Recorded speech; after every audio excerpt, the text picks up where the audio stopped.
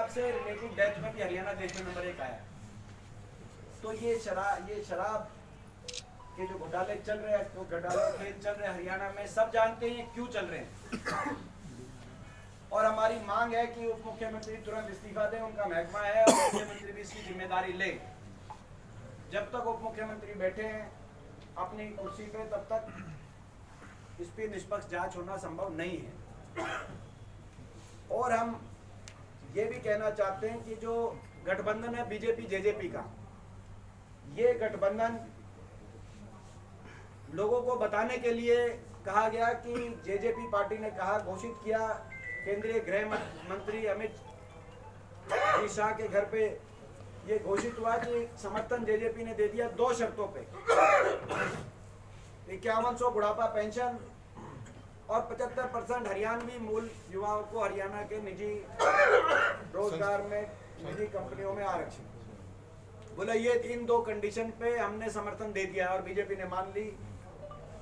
अमित शाह जी के एक तरफ खट्टर साहब थे, एक तरफ दुष्यंत चौटाला, सरकार की फॉर्मेशन होगी 2019 के चुनाव के तुरंत बाद।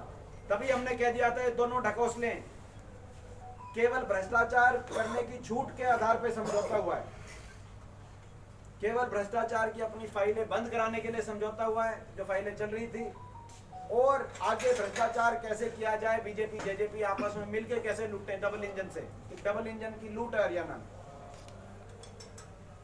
ये समझौता का आधार था। आज हमारी बात साबित हो गई है, ना तो 5100 पेंशन आई 4.5 साल के बाद, और ना ही ये 75% का कोई कानून बन पाया।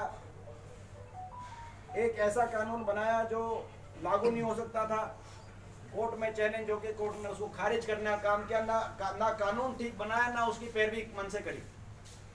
कुल मिलाकर ढकोसला, लोगों को झुंझुना, असली समझौता था भ्रष्टाचार का समझौता, हरियाणा में भ्रष्टाचार करने का समझौता।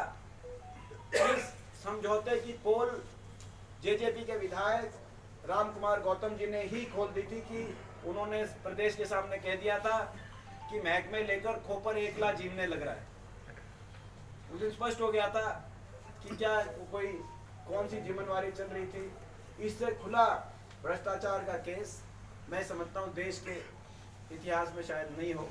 तो ये स्थिति हरियाणा में एक बड़ी बात है। जहाँ तक फरीदाबाद की बात है, फरीदाबाद की बात में भी करके अपनी